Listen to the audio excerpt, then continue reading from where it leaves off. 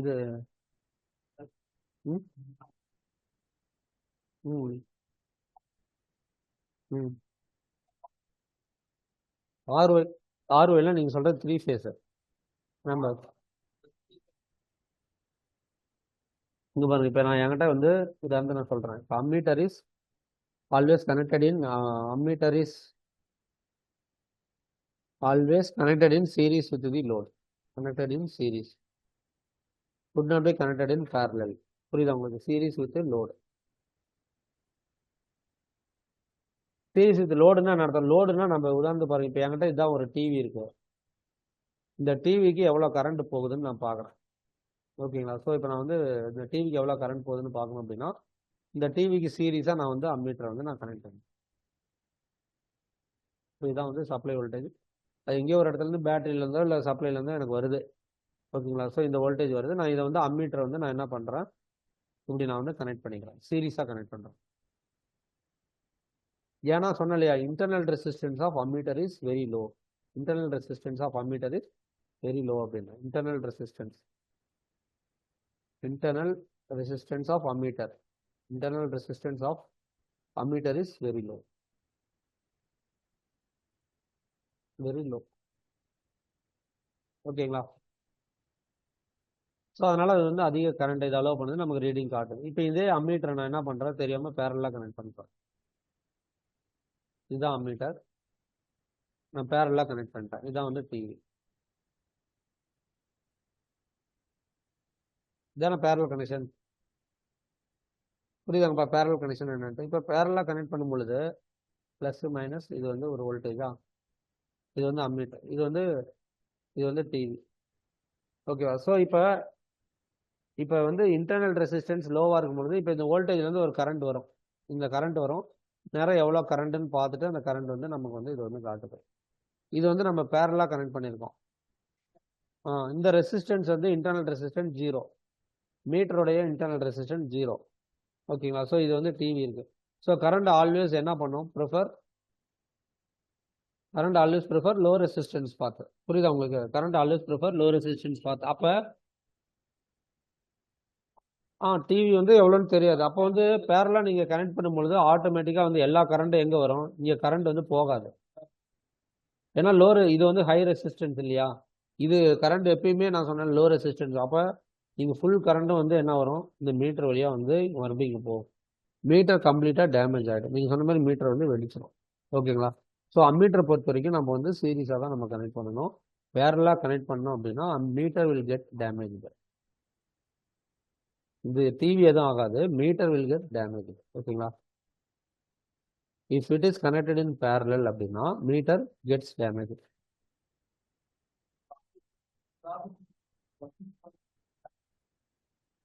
ஆமாம், நம்ம கரண்ட்டை மெஷர் பண்ணுன்னா வேணும்னா, இப்போ நீங்கள் லேப்லலாம் செஞ்சு பார்த்துருப்பீங்க. என்னன்னா மோட்டர் ஸ்பீடு கண்ட்ரோல் பண்ணும்போது அம்மீட்டரு, வோல்ட் மீட்டரு, வாட் மீட்டர்லாம் கனெக்ட் பண்ணுவோம்.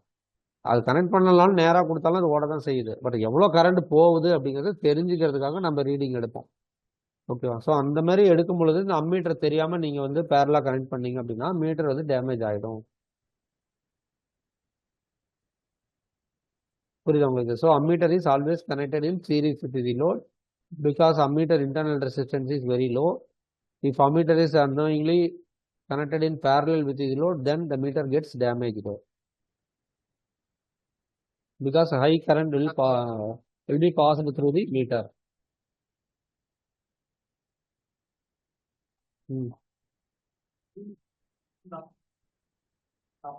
ஆமாம், அம்மீட்டர் ஃபுல்லாகவே அம்மீட்டர் வழியாக தான் போகும். ஏன்னா லோ ரெசிஸ்டன்ஸ் இல்லை, இங்கே டிவிக்கு எதுவுமே கரண்டே போகாது. ஓகேங்களா?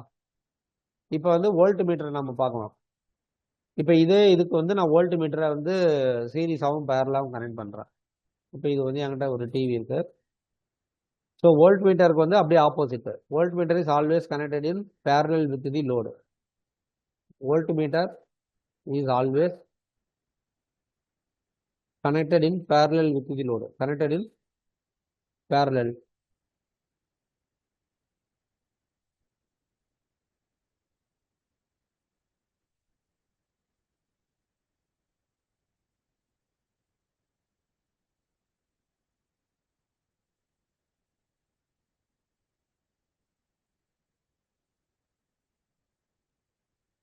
ஓகேங்களா? So volt metre is always connected in parallel with the load.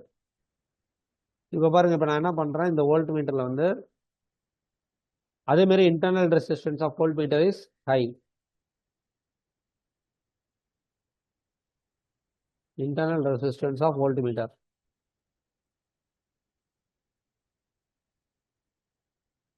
Voltmeter is high.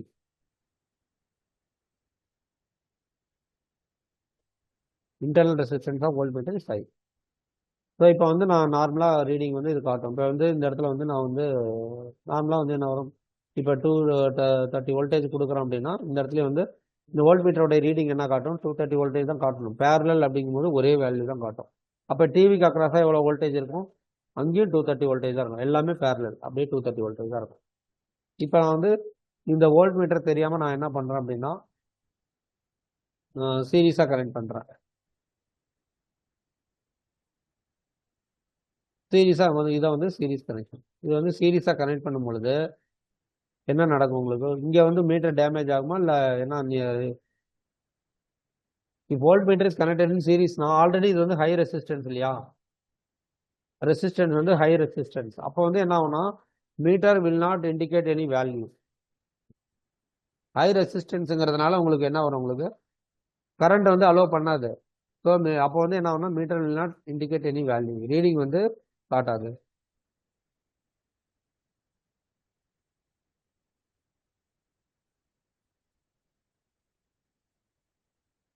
ஏன்னா லோ ரெசிஸ்டன்ஸாக இருந்தால் மீட்டர் வந்து உங்களுக்கு டிஃப்ளெக்ஷன் கிடைக்கும். ஸோ ஹை ரெசிஸ்டன்ஸ் அப்படிங்கிறப்ப நம்ம என்ன பண்ணோம், meter will not show any reading.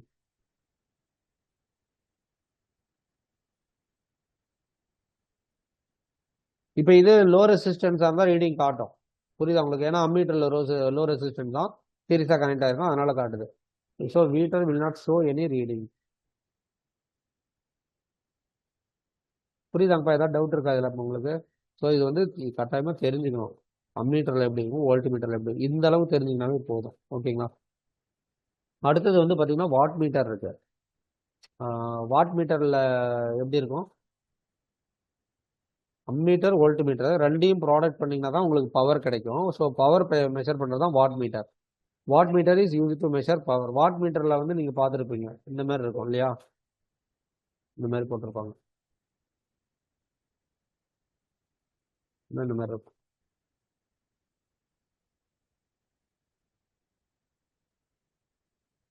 சரி, அம்மீட்டரில் ஏதாவது போலாரிட்டி இருக்கா, இல்லை எப்படி வேணாலும் கனெக்ட் பண்ணிக்கலாமா கேட்குறேன். அம்மீட்டரில் போலாரிட்டி கனெக்ட் பண்ணோம்னா ஒரு டெர்மினல் வேணும்ல, ப்ளஸ் மைனஸ் அந்த மாதிரி ஏதாவது இருக்கா, இல்லை நம்ம எப்படி வேணாலும் கனெக்ட் பண்ணிக்கலாமா அம்மீட்டரில்? ம் அதாவது டிசி அம்மீட்டராக இருந்தால் ப்ளஸ் மைனஸ் கொடுத்துருப்பாங்க. பாசிட்டிவ் என்ன கலரில் இருக்கும், நெகட்டிவ் என்ன கலரில் இருக்கும்? ரெட்டு வந்து ரெட்டு பிளாக்னு அந்த அம்மீட்டரில் எழுதியிருப்பாங்க. ரெட் வந்து பாசிட்டிவ், பிளாக் வந்து பார்த்தீங்கன்னா நெகட்டிவ். பிளாக் வந்து நெகட்டிவ். இது வந்து பார்த்தீங்கன்னா DC ammeter. DC ammeter, DC voltmeter, இதெல்லாம் இந்த மாதிரி இருக்கும். சரி, வாட் மீட்டருக்கு ஏசியில் வந்து வந்து அது எதுவுமே இருக்காது, ஃபேஸ் நியூட்ரல் அது மாதிரி வந்து எதுவும் மென்ஷன் பண்ணியிருக்க மாட்டாங்க. ஏசி அம்மீட்டர்னா ஏ போட்டு இந்த மாதிரி ஒரு ஏசி மாதிரி சிம்பிள் போட்டிருப்பாங்க. டிசி அம்மீட்டர்னா ஏ போட்டு இந்த மாதிரி இந்த மாதிரி போட்டிருப்பாங்க. ஓகேங்களா? அப்போ புரியுதுங்களா? ஸோ இப்போ இதுதான் வந்து வாட் மீட்டர் பாருங்க. இதில் வந்து சீரீஸ், இதுக்கு பேர் வந்து என்னன்னா கரண்ட் காயில் அப்படின்னு சொல்லுவாங்க. இதுக்கு வந்து என்னன்னா ப்ரெஷர் காயில் இல்லை பொட்டன்ஷியல் காயில் அப்படின்னு. கரண்ட் காயில் வந்து கரண்ட்டை மெஷர் பண்ணும், பொட்டன்ஷியல் காயில் வந்து வோல்டேஜ் மெஷர் பண்ணும். ஸோ ரெண்டையும் ப்ராடக்ட் பண்ணி பவர் கிடைக்கும். Power is equal to V into ஐன்னு கிடைக்கும். இது வந்து கரண்ட் காயில், இது வந்து ப்ரெஷர் காயில்.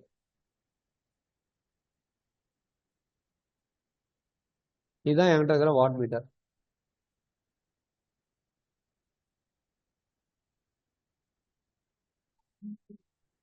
பவர் மெஷர் பண்ணுறதுக்கு. ம் பவர் எவ்வளோ இருக்குது அந்த இப்போ நீங்கள் ஸ்பீடு கண்ட்ரோல்லாம் நீங்கள் செய்யும் பொழுது அந்த மோட்டரில் வந்து எவ்வளோ பவர் எடுத்துக்குது, லோடு பவர் எவ்வளோ ட்ரா பண்ணுது அப்படிங்கிறோம். மொத்தமாக எவ்வளோ பவர் எடுத்துக்கும், மொத்தமாக பவர் சேர்த்துருங்க எல்லாமே 0 பவர் தான். ஏன்னா இந்த ரூல்ஸ் படி பார்த்தீங்கன்னா law of conservation of energy படி எவ்வளோ எனர்ஜி உள்ளே வருதோ அவ்வளோ எனர்ஜி வேஸ்ட் ஆகிடும். அவ்வளோதான். 250 வாட்ஸ் கன்சியூம் பண்ணுதுன்னா இன்புட்லேயும் 250 வாட்ஸ் வரும். 250 வாட்ஸ் வருது, 250 வாட்ஸ் கன்சியூம் ஆகிடுது. அவ்வளோதான். டோட்டல் பவர் எல்லாம் 0. ஓகேங்களா? டோட்டல் கரண்ட்டும் அதே மாதிரி தான். 5 ஆம்பியர் கரண்ட் உள்ளே வருது, 5 ஆம்பியர் வந்து செலவாயிடுது. Total current 0. டோட்டல் வோல்டேஜும் 0 தான். புரியுதா உங்களுக்கு? 230 வோல்டேஜ் வருதா, 230 வோல்டேஜ் யூஸ் ஆகுது. அப்புறம் டோட்டல் வோல்டேஜ் எவ்வளோ? 0. அதான் வந்து கேசிஎல் கேவிஎல் சொல்லியிருப்பாங்க. ஸோ இப்போ இதில் வந்து பாருங்கள், இப்போ இதில் வந்து கரண்ட் காயில், ப்ரெஷர் காயில் இருக்கா? இப்போ என்கிட்ட வந்து இந்த ஒரு மீட்டர் இருக்குது. இந்த மீட்டர் வந்து என்ன ஆகுதுன்னா, இதில் வந்து 4 டெர்மினல் எம்எல்சிவி அப்படின்னு ஒரு கனெக்ஷன் இருக்குது. இப்படி தான் இருக்கும், எம்எல்சிவின்னு இருக்கும்.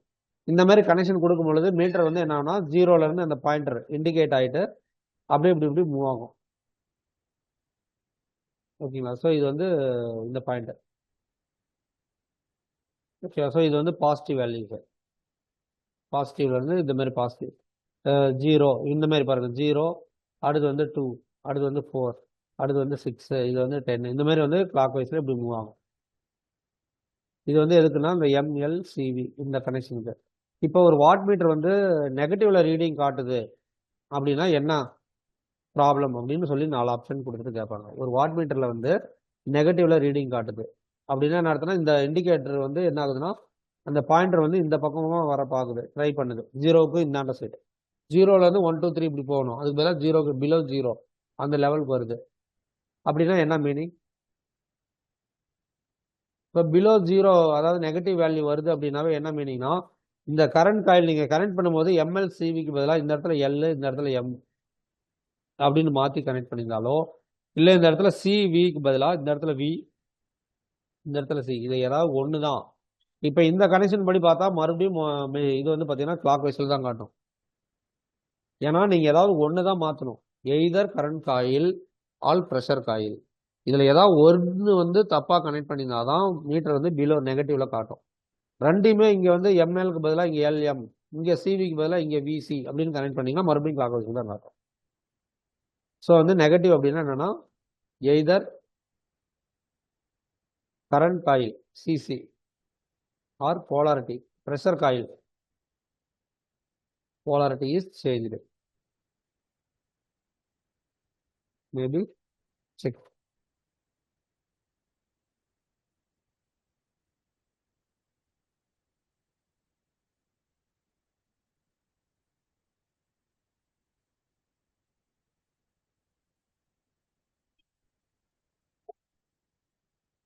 புரியுதாங்க என்னன்ட்டு? சரி, இப்போ ஒரு மோட்டர் இருக்கு, அது கிளாக் வைஸில் ரொட்டேட் ஆகிட்டு இருக்கு, டிசி மோட்டரு. அதை வந்து ஆன்டி கிளாக் வைஸில் ரொட்டேட் பண்ண வைக்கணும். அப்போ என்ன பண்ணுவீங்க? இப்போ பாருங்க, என்கிட்ட இதான் வந்து ஒரு மோட்டர் இருக்கு. இது வந்து ஆர்மச்சூர், இது வந்து சப்ளை பண்ணுற ஃபீல்டு, கரெக்டுங்களா?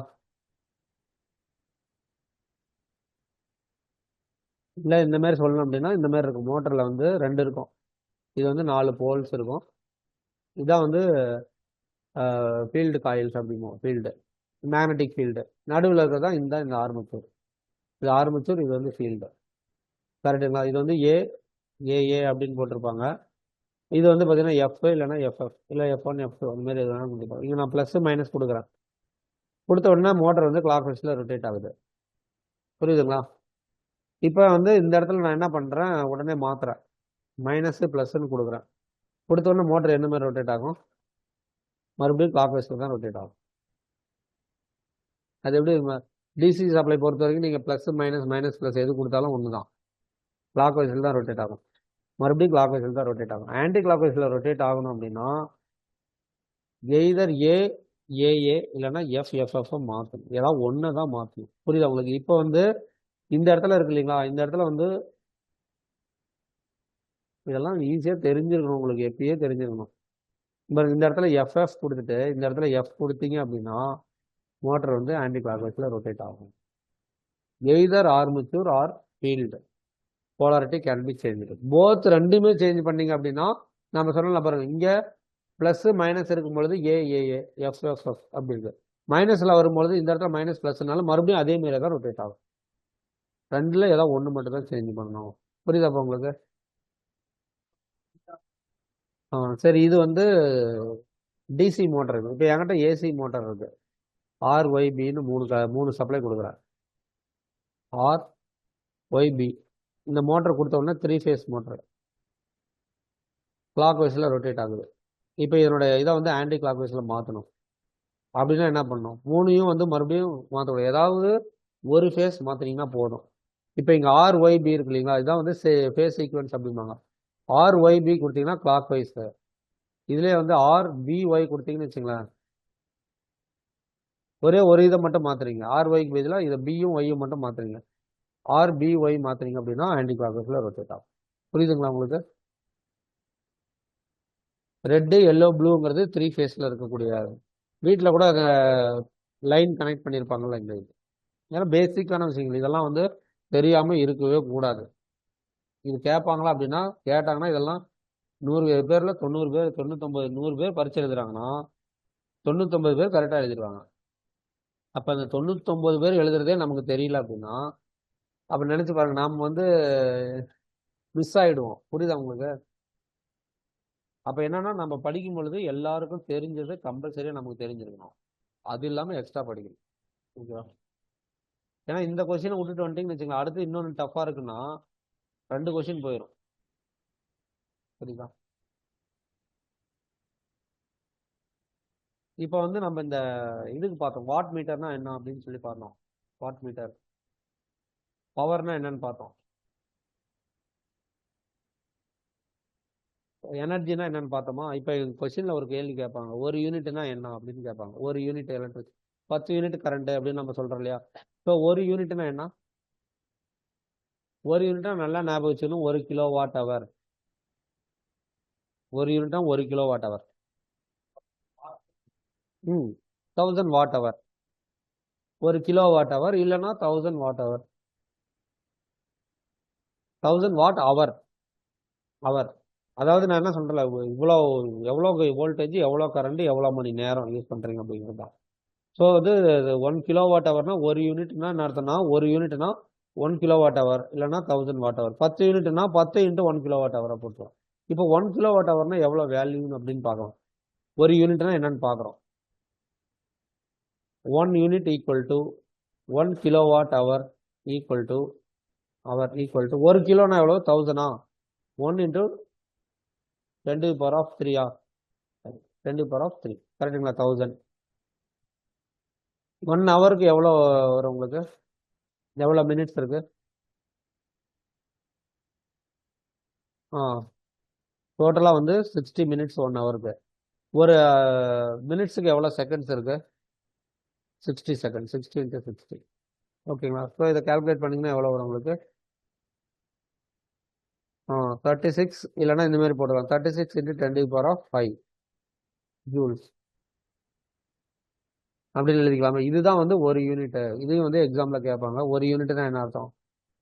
இப்போ 10 யூனிட்னா என்ன வரும் உங்களுக்கு? 10 இன்ட்டு இந்த வேல்யூ.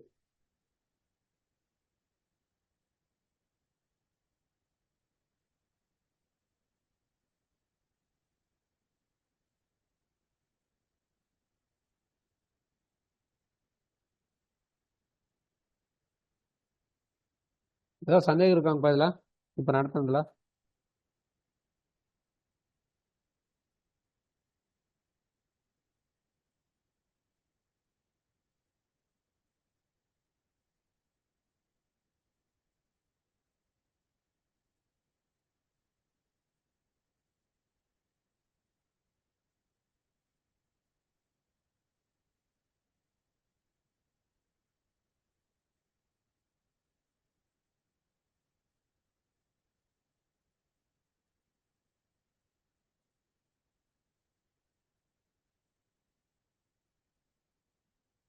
ஓகேங்களா? ஸோ இதை வந்து நம்ம இந்த மாதிரி சொல்லிக்கலாம். இல்லை அப்படின்னா நம்ம வந்து என்ன பண்ணலாம் அப்படின்னா, 1 கிலோ வாட் ஹவர் இல்லைன்னா ஒரு யூனிட்னா வந்து இந்த மாதிரி நம்ம இதை வந்து மென்ஷன் பண்ணிக்கிறோம்.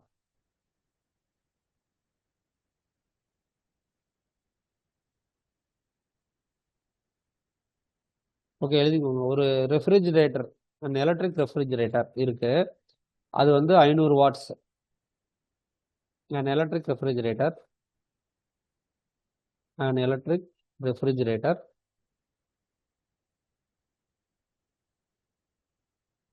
rated 500 watts.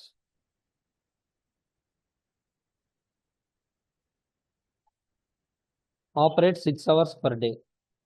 Operates 6 hours per day. ஒரு நாளைக்கு 6 மணி நேரம் வந்து இது பண்றோம். What is the cost of energy to operate? What is the cost of?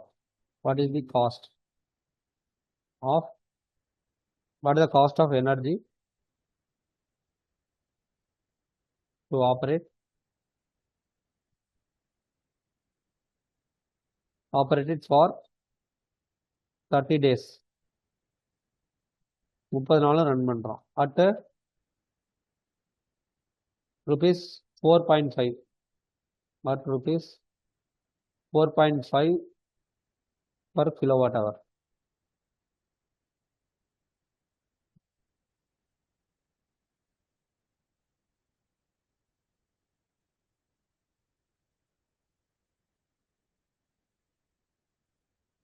ஓகேங்களா? ஸோ 500 வாட்ஸு அவங்க கொடுத்துருக்குறாங்க. 6 மணி ஒரு நாளைக்கு வந்து 6 மணி நேரம் 30 நாளைக்கு ரன் பண்ணணும். ஸோ காஸ்ட் எவ்வளோ அப்படின்னு சொல்லி கேட்குறாங்க. எவ்வளோ? 30 நாளைக்கு cost to operate for 30 days.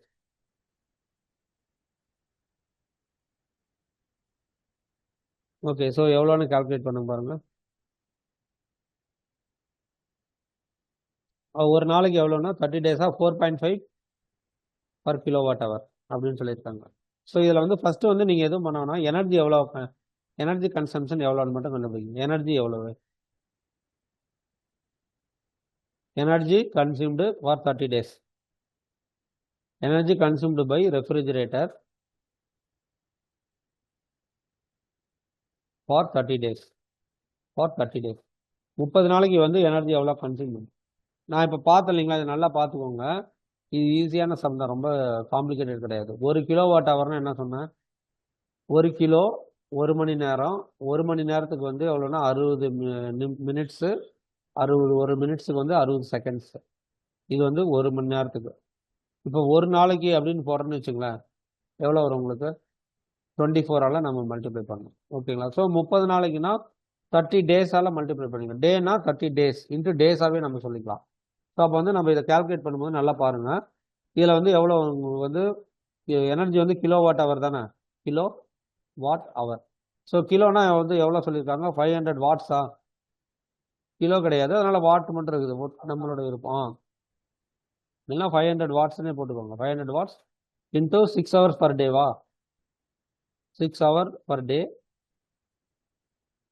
ஓகேங்களா? 6 hours per day into 30 days.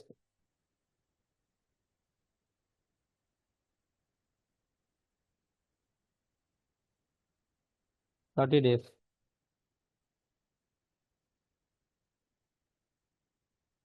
Into 30.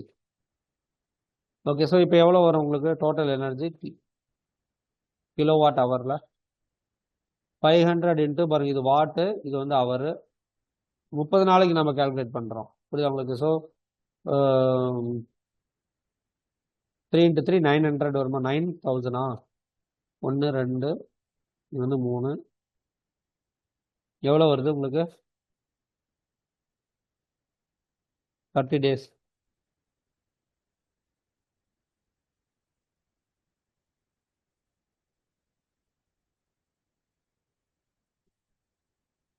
இங்கே பாருங்க, இது வந்து 30 டேவாப்பா. இந்த டேவும் கேன்சல் ஆகிடுமா? 30 days தானே. ஸோ அப்போ வந்து என்ன வரும் உங்களுக்கு?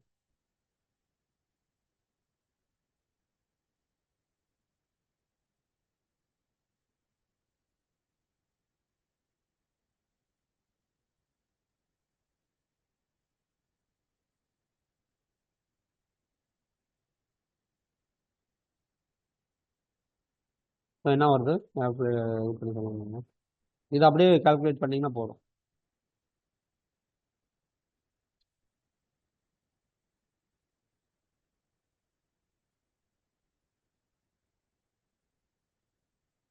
ஸோ இது ரெண்டையும் மல்டிப்ளை பண்ணிங்கன்னா என்ன வரும் உங்களுக்கு? இது ரெண்டையுமே மல்டிப்ளை பண்ணிங்கன்னா இது வருமா? எவ்வளோ? கரெக்டா? இது ரெண்டையும் 500 × 6. 500 into 6 போட்டிங்கன்னா எவ்வளோ வரும் உங்களுக்கு? சாரி 36 வராது. எவ்வளோ வருது? 3000 வாட்ஸ் இன்ட்டு இது வந்து பார்த்தீங்கன்னா இன்ட்டு 30 வாட் அவர் வந்துடும். சரிங்களா? வாட் அவர் இன்ட்டு 30யா? ஸோ இது பண்ணோம்னா என்ன வரும் உங்களுக்கு? வாட் அவரா? இதான் வந்து நமக்கு கிடைச்சிருக்கிற இந்த energy consumed for 30 days. Energy consumed 30 days. கரெக்டுங்களாப்பா? இதில் ஏதாவது சந்தேகம் இருக்கா? இதில் ஏதாவது சந்தேகம் இருந்தால் மட்டும் கேளுங்க, சொல்கிறேன். நீங்கள் இந்த அவருக்கு மறுபடியும் வந்து 60-16 போடக்கூடாது. ஏன்னா நம்ம அவருக்கு கேட்குறதே கிலோவாட் ஹவரில் கன்வெர்ட் பண்ணோம், அவ்வளோதான். புரியுதா உங்களுக்கு? கிலோவாட் ஹவரில் தான் நம்ம கன்வெர்ட், இல்லை வாட் ஹவரில் கன்வெர்ட் பண்ணோம் அப்படின்னா கிலோவாட் ஹவர் இல்லை வாட் ஹவர். ஸோ வந்து இதில் அப்படியே நீங்கள் பாருங்க, இவ்வளோ இது வந்து பார்த்தீங்கன்னா 500 watts 6 hour per day 30 days அப்படிங்கும்போது இந்த 30 டேவும் இந்த டேவும் கேன்சல் ஆச்சுன்னா 6 ஹவர் இன்ட்டு 30 மட்டும் கிடைக்கும். ஸோ அப்போ இதுலேயும் வந்து வாட் ஹவர்னு கிடைச்சிருதா? அதான் அப்படியே விட்டுருங்க வாட் ஹவரோட. இப்போ 30 நாளைக்கு வந்து இவ்வளோ அப்படின்னு சொல்லிட்டாங்களா? இப்போ வந்து என்ன சொல்கிறாங்க, வேற என்ன கொஸ்டின் கேட்டிருந்தாங்க? 30 டேஸ் 4.5வா? ஸோ வந்து ஒரு யூனிட் வந்து எவ்வளோனா 30 நாள், ஒரு யூனிட் வந்து 4.5 பர் கிலோவாட் ஹவர் அப்படின்றாங்க. கிலோவாட் ஹவர்னா ஒரு யூனிட். அப்போ ஒரு யூனிட் வந்து 4 ரூபா 50 காசு அப்படின்னா எவ்வளோ அப்படின்னு, எவ்வளோ எனர்ஜி கன்சியூம் ஆயிருக்கும் அப்படின்னு கேட்குறாங்க. எனர்ஜி இஸ் ஈக்குவல் டு எவ்வளோ வரும் உங்களுக்கு? Energy consumed cost. இது வரைக்கும் புரிஞ்சாங்கப்பா? Cost of energy consumed, energy to operate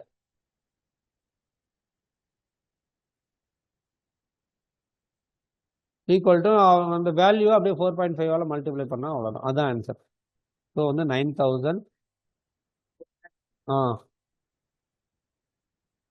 into 4.5. So வந்து எவ்வளோ வரும் உங்களுக்கு?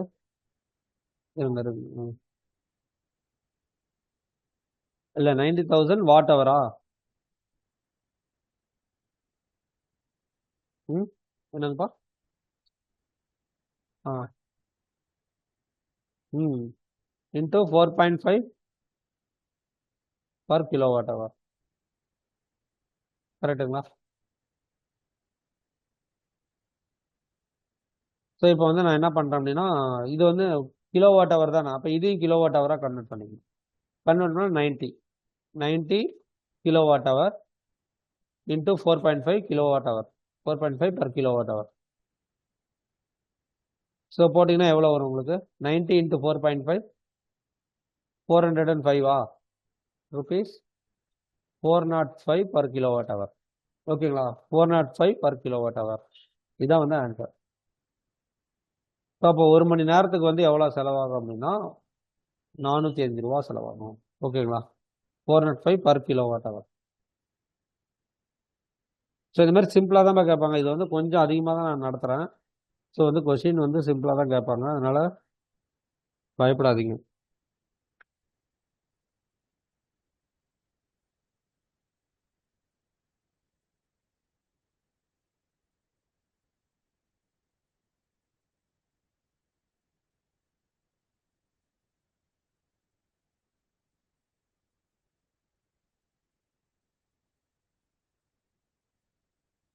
அடுத்தது வந்து ஒரு கொஸ்டின், an electric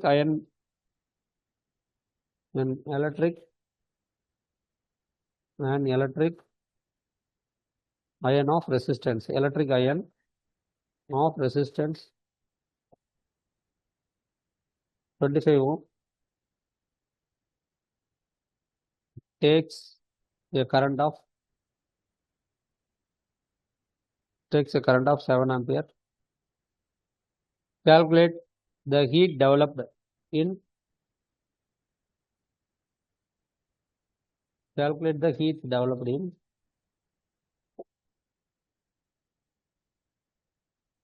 0.5 minutes.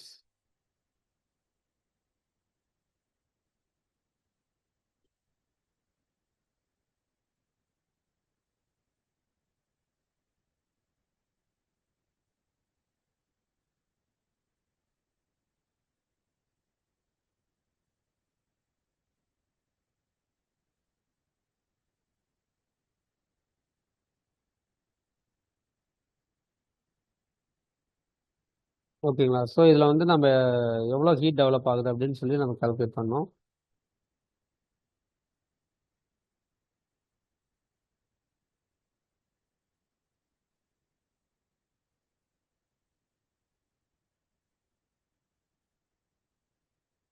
ஓகேங்களா? ஸோ வந்து பார்த்தீங்கன்னா ஐயோடைய வேல்யூ வந்து நமக்கு தெரியும் இல்லையா? ஐ இஸ் ஈக்குவல் டு என்ன வரும் உங்களுக்கு?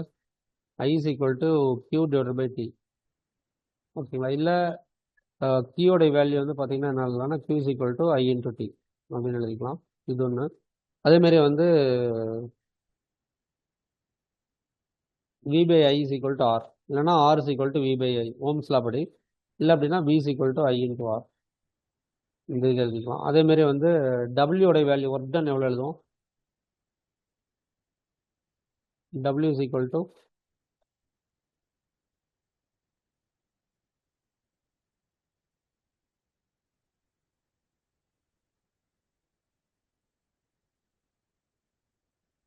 டபிள்யூ இஸ் ஈக்குவல் டு இதானே பார்த்தோம், DW divide by டிக்யூவா?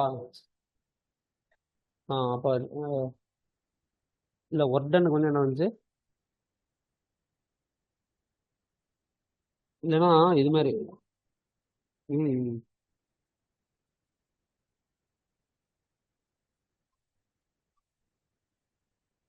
Ah okay. So voltage வந்து என்ன வரும்னா டிடபிள்யூ டிவைட் பை டிக்யூவா? Okay. Voltage is equal to V is equal to d W divide by d Q. இல்லை அப்படின்னா டபிள்யூ பை கியூ எப்படி வேணாலும் எழுதிக்கலாம். ஓகேங்களா? So W is equal to என்ன பண்ணலாம்? W is equal to Q into V. கரெக்டுங்களா? W is equal to Q into V. So அப்போ இதை வந்து இங்கே சப்ஸ்டியூட் பண்ணுங்க. இந்த இதை கியூடைய வேல்யூ வந்து என்ன வரும்னா டபிள்யூ இஸ் ஈக்குவல் டு கியூடைய வேல்யூ தான் ஐ இன்டூ டி. இல்லை, கியூ தான் I into T. So I into T into வியோடைய வேல்யூ இங்கே சப்ஸ்டியூட் பண்ணிக்கோங்க, ஐ இன்டூ ஆர். ஸோ அப்போ வந்து என்ன வரும்? W is equal to I squared R into T. I squared R into T. ஓகேங்களா? ஸோ நார்மலாக வந்து ஹீட் அப்படின்னா நல்லா ஞாபகம் வச்சுக்கணும். ஹீட் அப்படின்னாவே I squared R into D.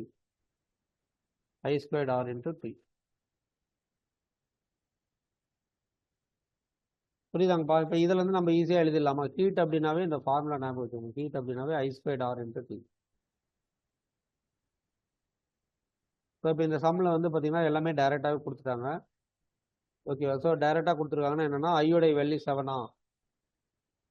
Heat is equal to ஐயோடைய வேல்யூ வந்து 7. So 7 squared R. ஆருடைய வேல்யூ 25 இன்ட்டு டியோடைய வேல்யூ வந்து 0.5 மினிட்ஸ் அப்படின்னு சொல்லி கொடுத்துட்டாங்க. ஓகேவா? So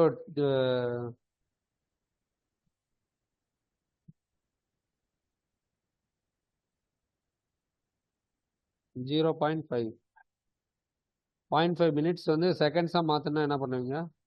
0.5 into 60.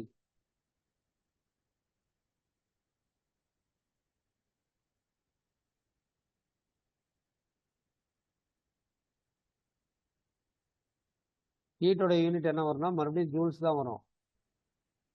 ஓகேங்களா? ஸோ இப்போ வந்து 0.5 இன்ட்டு 60. அவங்க 0.5 மினிட்ஸ்ன்னு கொடுத்துட்டாங்க. 0.5 மினிட்ஸ் செகண்ட்ஸாக கன்வெர்ட் பண்ணால் ஒரு மினிட்ஸுக்கு எவ்வளோ? 60 செகண்ட்ஸா? ஸோ அதனால் 0.5 60ஆல் மல்டிப்ளை பண்ணிங்கன்னா உங்களுக்கு இது கிடைக்கும்.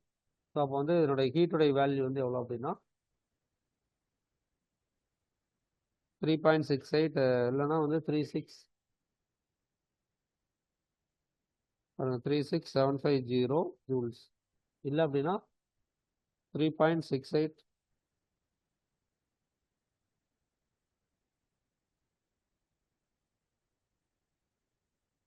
into 10 to the power of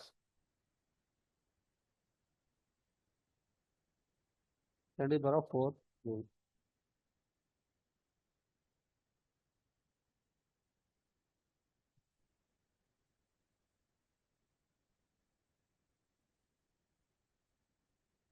புரியுதாங்கப்பா? இந்த மாதிரி டைரக்ட் சப்ஸ்டியூஷன்ல தான் கேட்பாங்க. இதை வந்து நம்ம இந்த இதை வந்து கன்வெர்ட் பண்ணுறோம். ஆ இப்போ 1000 10,000 இருந்தால் நம்ம என்ன பண்ணுவோம்? 10,000 நம்ம வந்து எழுதும் போது 10 into 10⁻³ எழுதும்ல, அந்த மாதிரி எழுதும் இந்த வேல்யூ. புரியுதாங்கப்பா உங்களுக்கு? 3 பாயிண்ட்ஸ். இல்லை, எப்படி வேணாலும் கேட்பாங்க 4 ஆன்சர்ல, எது வேணாலும் இருக்கும். நமக்கு அதுக்கு தகுந்த மாதிரி நம்ம வந்து இது பண்ணணும். இன்னொன்று கொஸ்டின் எழுதிக்கோங்க. A 200 joule of heat, a 200 joule of heat is produced in 10 seconds. In 10 seconds. இது எல்லாமே உங்களுக்கு வந்து நான் ஒரு விஷயம் புரிஞ்சுங்க, கொஞ்சம் ஹை லெவலில் தான், ஹை லெவல் இந்த சென்ஸ் கொஞ்சம் சம்ஸ் அதிகமாக தான் எடுக்கிறேன். புரியுதா உங்களுக்கு? ஸோ அங்கே வந்து பார்த்தீங்கன்னா டைரக்ட் கொஸ்டின் தான் வரும். புரிஞ்சுக்கோங்க. கொஞ்சம் எக்ஸ்ட்ரா கேட்டாங்கன்னா உங்களால் ஆன்சர் பண்ணுற மாதிரி தான் இருக்கும் இங்கே. 200 J of heat is produced in 2 seconds. Sorry, in 10 seconds is sorry in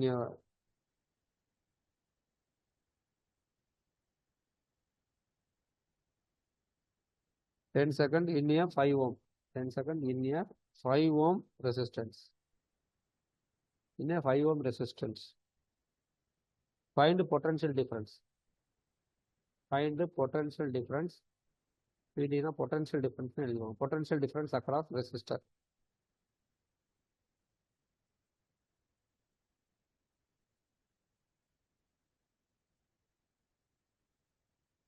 Across resistor.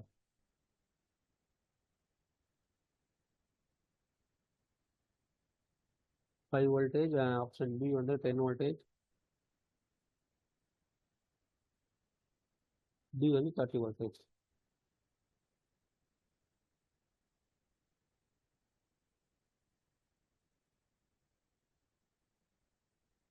புரியுதாங்கப்பா? இப்போ ஹீட்டோடைய ஃபார்முலா நம்ம பார்த்தல, ஹீட் என்னது? Heat equal to I² R into T. I² R into T. So இப்போ இதில் வந்து இவங்களுக்கு பி கேட்குறாங்களா? Potential P is equal to I into R. இங்கே வந்து ஹீட் கொடுத்துட்டாங்களா? ஹீட் எவ்வளோ கொடுத்துட்டாங்க? 200 Jன்னு கொடுத்துட்டாங்களா? 200 J ஈக்குவல் டு ஐயோடைய வேல்யூ வந்து ஏதாவது கொடுத்துருக்காங்களா? ஸோ ஐயோடைய வேல்யூ எதுவும் கொடுக்கல. ஸோ அதனால I² அப்படின்னு போட்டுக்கலாம். ஆருடைய வேல்யூ கொடுத்துருக்காங்களா?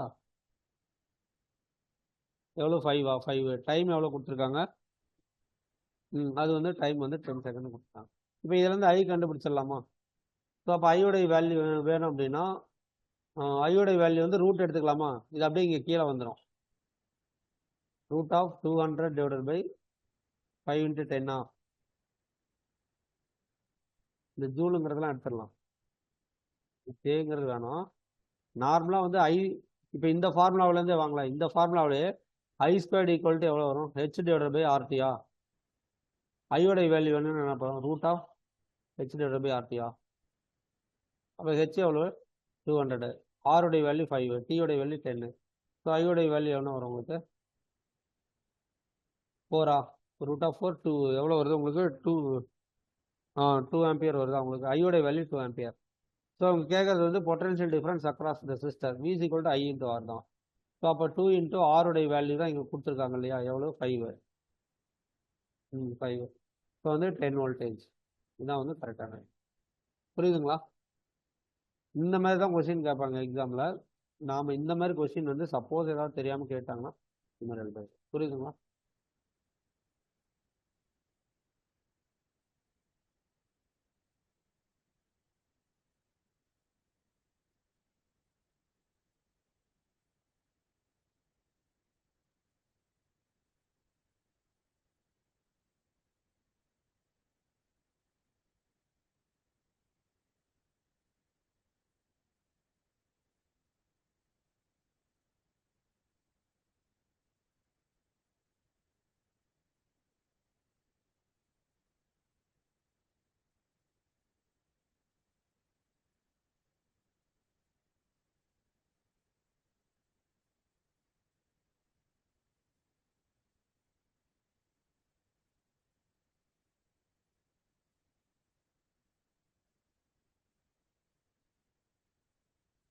ஓகே, ஸோ நெக்ஸ்ட் வந்து இது பார்க்கலாம். ரெசிஸ்டன்ஸ் அப்படிங்கிற கான்செப்ட் பார்க்கலாம். ரெசிஸ்டன்ஸ் இது வந்து கேள்வி முக்கியம். ரெசிஸ்டன்ஸு ரெசிஸ்டிவிட்டி ரெண்டுக்குள்ள டிஃப்ரென்ஸ் என்ன? ரெசிஸ்டன்ஸ்னால் என்ன பண்ணுவோம்? ரெசிஸ்டன்ஸுங்கிறது வந்து இப்போ ஒரு ஒயர் இருக்குன்னு வச்சுங்களேன். என்கிட்ட ஒரு ஒயர் இருக்கு. ஸோ இந்த ஒயரோடைய ரெசிஸ்டன்ஸ் எவ்வளோங்கிறத நம்ம எப்படி மெஷர் பண்ணுவீங்க? R equal to rho into L by A. ஞாபகம் இருக்குங்களா? Resistance R equal to rho into L by A. இல்லைனா வந்து R is proportional to L by A. இது கட்டாயம் முக்கியம். Resistance directly proportional. Length increase பண்ண ரெசிஸ்டன்ஸ் இன்க்ரீஸ் ஆகிட்டே இருக்கும். இப்போ லென்த்னா நம்ம ஒரு 5 கிலோமீட்டர் 100 கிலோமீட்டர் அப்படின்னு கிலோமீட்டர் நீங்கள் லென்த் கேபிள் ஒயரை வந்து நீங்கள் கொண்டு போகும்போது ரெசிஸ்டன்ஸ் வந்து ப்ரொபோர்ஷனலாக இன்க்ரீஸ் ஆகிட்டே இருக்கும். ரெசிஸ்டன்ஸ் அதிகமான என்ன அர்த்தம்னா ட்ராப் ஆகும் வோல்டேஜ். ஏன்னா கரண்ட் ஆப்போஸ் பண்ணுறதுனால V = I × R இல்லையா? ஸோ அதனால் இந்த ரெசிஸ்டன்ஸ் அதிகமாகும் பொழுது வோல்டேஜில் நீங்கள் 500 வோல்டேஜ் ஜென்ரேட்டிங் ஸ்டேஷனில் ஒரு 5000 வோல்டேஜ் ஜென்ரேட் பண்ணி அனுப்புகிறாங்கன்னா அந்த ரெசிஸ்டன்ஸ் அதிகமாக ட்ராப் அதிகமாகிட்டே வரும். இப்போ அங்கே வந்து 5Kங்கிற வோல்டேஜ் நெய்வேலியில் ஜென்ரேட் பண்ணுறாங்கன்னா இங்கே வந்து சேரும் பொழுது உங்களுக்கு வந்து ஒரு 2K தான் வரும். ஓகேங்களா? ஸோ மீதி ரிமைனிங் 3 என்ன ஆகுது அப்படின்னா ட்ராப் ஆகுது இந்த ரெசிஸ்டன்ஸ்னால. ஸோ அந்த வோல்டேஜ் ட்ராப்பை ரெடியூஸ் பண்ணுறதுக்கு தான் நம்ம அங்கங்கே நிறைய மெத்தட்லாம் யூஸ் பண்ணுவோம். பட் இதுதான் பாசிபிலிட்டி. அப்போ ரெசிஸ்டன்ஸ் வந்து கம்மியாக இருக்கிறத நம்ம பண்ணும்பொழுது வோல்டேஜ் ட்ராப் வந்து அட்லீஸ்ட் இங்கே 5 kV ஜென்ரேட் பண்ணாலும் இங்கே கிடைக்கும் பொழுது அட்லீஸ்ட் வந்து ஒரு 4.5 kV கிடைச்சா இது வந்து பெஸ்ட்டான ஒன்று. இது வோல்டேஜ் ட்ராப் வந்து கம்மி. So resistance directly proportional to length and inversely proportional to area of cross section. Area of cross செக்ஷன்னா எல்லுனா வந்து பாருங்க லென்த் இன் மீட்டர்ஸ். ஏங்கிறது வந்து area of cross section.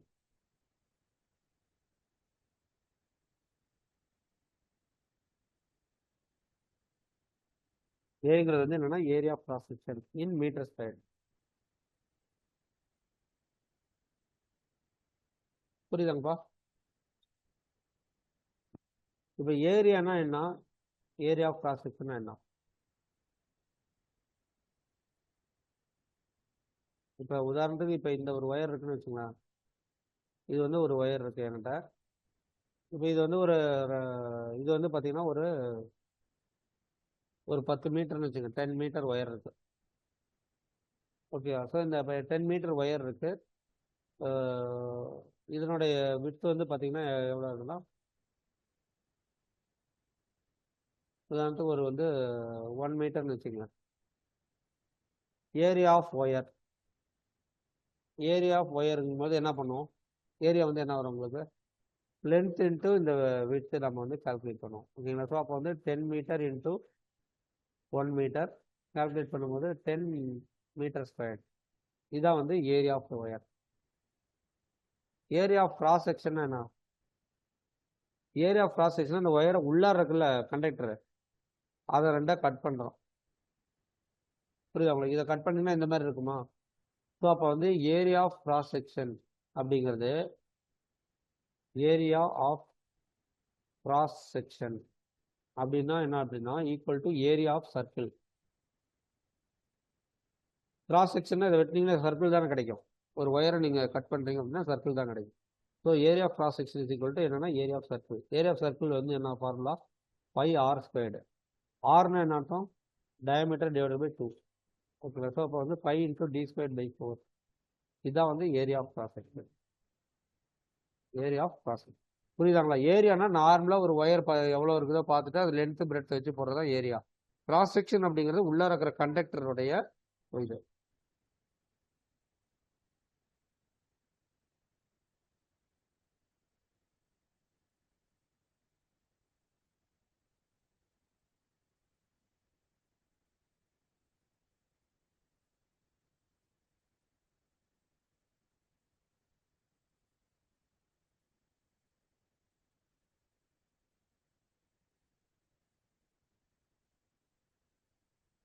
So the resistance formula important. R is equal to rho into L by A.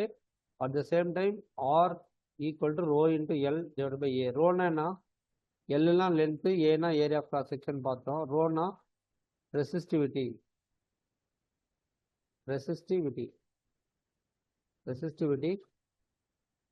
In ரெசிஸ்டிவிட்டியோட unit என்ன வரும்? ஓம் metre R ஓம் centimetre. ஓகேங்களா? ஓம் into centimetre. இதான் வந்து ரெசிஸ்டிவிட்டி. ரெசிஸ்டிவிட்டினா என்ன? ஏதாவது ஐடியா இருக்கா? ரெசிஸ்டிவிட்டி ரெசிஸ்டிவிட்டினா எதுவும் இல்லை. இப்போ நம்ம வந்து ஒரு கியூப் எடுத்துக்கிறோம். ஐஸ் கியூப் மாதிரி. கியூப் அப்படின்னா என்ன அர்த்தம்னா எல்லா சைட்ஸும் ஈக்குவலாக இருக்கும். ஸோ அந்த மாதிரி வந்து ஒரு கியூப் எடுக்கிறோம். ஸோ அந்த கியூப் வந்து இந்த மாதிரி இருக்கும்.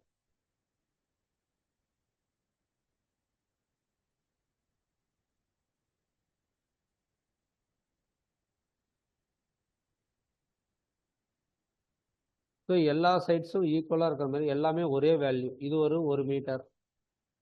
இந்த இடமும் வந்து பார்த்தீங்கன்னா இந்த டிஸ்டன்ஸும் வந்து பார்த்தீங்கன்னா 1 மீட்டர்.